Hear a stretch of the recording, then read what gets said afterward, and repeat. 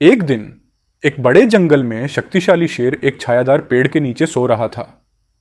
छोटी सी चूहिया ने शेर के मुलायम फर को देखा और सोचा कि उसके साथ खेलना मजेदार होगा। वह उसकी पीठ पर चढ़ गई और शेर की नींद में खलल डालते हुए दौड़ने और कूदने लगी। शेर गुस्से में जाग गया और उसकी नींद में खलल डालने के लिए चूहे पर चिल्लाना शुरू कर दिया। वह चूहे को अपनी पीठ पर चढ़ने और खेलने के लिए खाना चाहता था, लेकिन चूहे ने माफी मांगना शुरू कर दिया। माफी मांगते हुए उसने शेर से कहा कि वह सिर्फ खेल रही थी और उसे जगाने का उसका कोई इरादा नहीं था, और एक दिन उसकी मदद करने का वादा किया। शेर हंसा और बोला, एक छोटा सा चूहा, मेरी मदद करो, यह अब तक सुनी गई सबसे मजेदार बात है।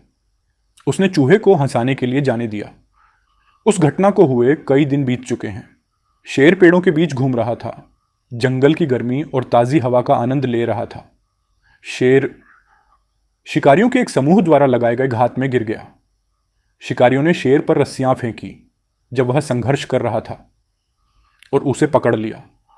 जैसे ही शेर कमजोर हुआ, शिकारी सावधानी से रस्सियों को सुरक्षित करने के लिए आगे बढ़े। शेर ने रस्सियों को काटकर मुक्त होने की कोशिश की, लेकिन सभी प्रयास व्यर्थ थे।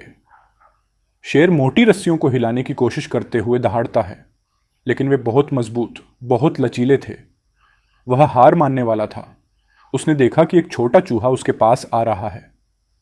चूहे ने रस्सियों को चबाना और काटना शुरू कर दिया। उसने रस्सियों को काट दिया और शेर को मुक्त कर दिया।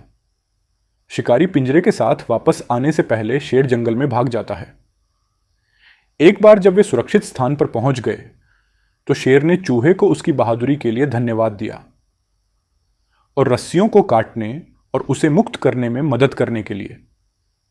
शेर ने एक अनमोल सबक सीखा जो सबसे छोटा भी नहीं कर सकता।